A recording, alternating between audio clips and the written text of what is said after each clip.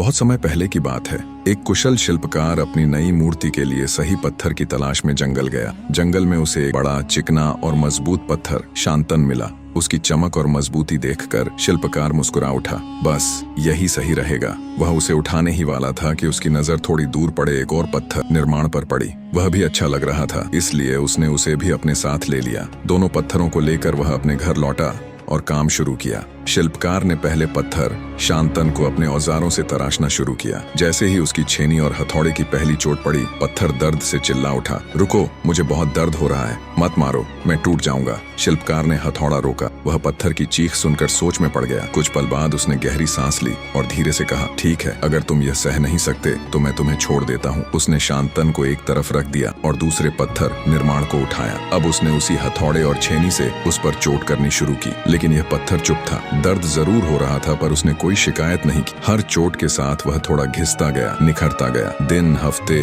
और फिर महीनों बाद शिल्पकार ने उस साधारण पत्थर निर्माण को एक खूबसूरत भगवान की मूर्ति में बदल दिया। उसकी मेहनत रंग लाई। जब मूर्ति तैयार हुई तो गांव वालों को इसकी खबर लगी। वे बड़े धूमधाम से आए। ढोल नगाड़ों के साथ मूर्ति को मंदिर ले गए। पूरे गांव में उत्सव जैसा माहौल था। लोग फूल चढ़ा रहे थे, आरती कर रहे थे, भजन गा रहे थे। लेकिन तभी किसी ने कहा, मूर्ति के सामने एक ऐसा पत्थर भी रखना होगा जिस पर हम नारियल फोड़ सकें।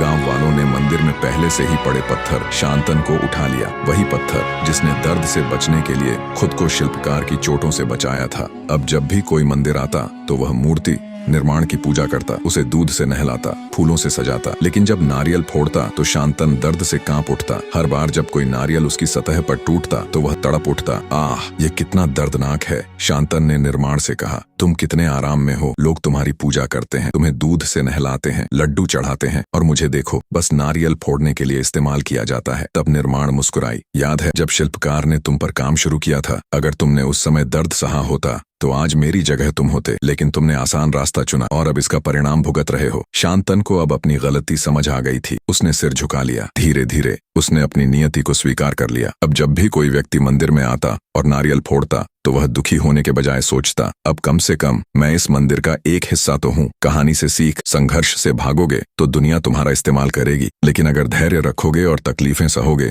तो दुनिया तुम्हारी इज्जत करेगी।